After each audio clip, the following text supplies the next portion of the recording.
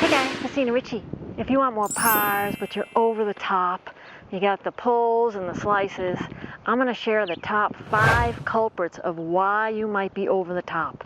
Now, it's really important to work with a golf professional to identify the root cause of why you're doing what you're doing, because players don't come over the top for the fun of it. You ready? Let's get to it. All right, so let's talk about the top 5 reasons why you might be coming over the top. And to me, the biggest one is the club face. All right, your club face is open. All right, so if your club face is open at the top and then open here at the bottom, you have to come over the top to square it up. All right, if the club face is wide open, you're going to have to come over the top to square it up. All right, so you're going to have to swing left and close the face. All right, so make sure that that club face is square to give you the best opportunity to stay on plane. All right, that's number 1. Check your grip and check your takeaway. A lot of players take the club back inside and the club face wide open, so they have too much forearm rotation. All right, or at the top of the swing, they cup the lead wrist, and that opens the club face. All right.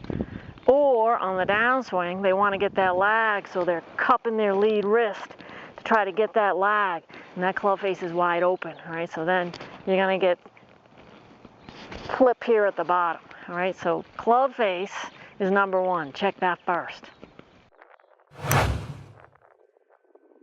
Number 2 is your lower body. All right, players don't move it.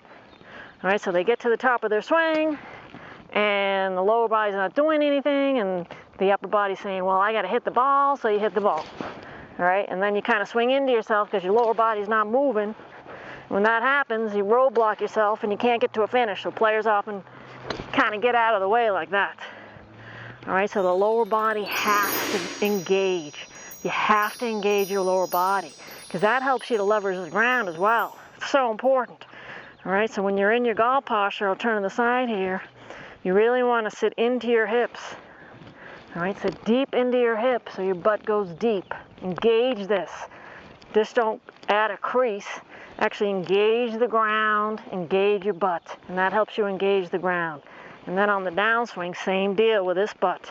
Send it deep and away from the target. All right, I feel the ground right now. I'm not gonna do the crease. All right, I'm just gonna get into my golf posture and I'm gonna turn. All right, I haven't done anything with my hips. I have rotated them a little bit, but I haven't gone deep with the hips. There's a big difference. So I want you guys to do that. Just kind of stand tall in your posture and turn, and just no depth with your hip. All right, you'll feel a little pressure with the ground. Now go deep with the hip. All right, I feel a ton. All right, that's the difference. Players need to go deep with the hip on either side of the fence to really leverage the ground. All right, a big culprit of why you're over the top is alignment. I see this all the time with my campers. Aligning way right for a right-handed player.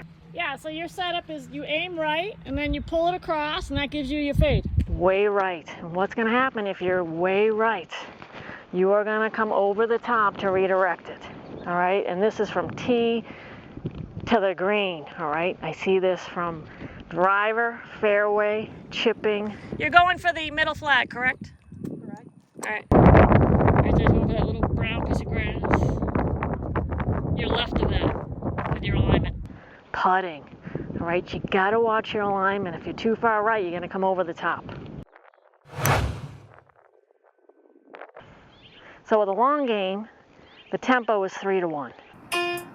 So we got a 3-to-1 ratio here toward tempo. All right, so tempo is the glue that puts it all together. You can have the best positions in the world, but if your tempo is out of whack, you will throw off your sequence and oftentimes come over the top. So working with an app like Tour Tempo really helps to make your swing efficient. You can use it for your long game, chipping, putting. It's awesome. And your short game. So you guys got to get it.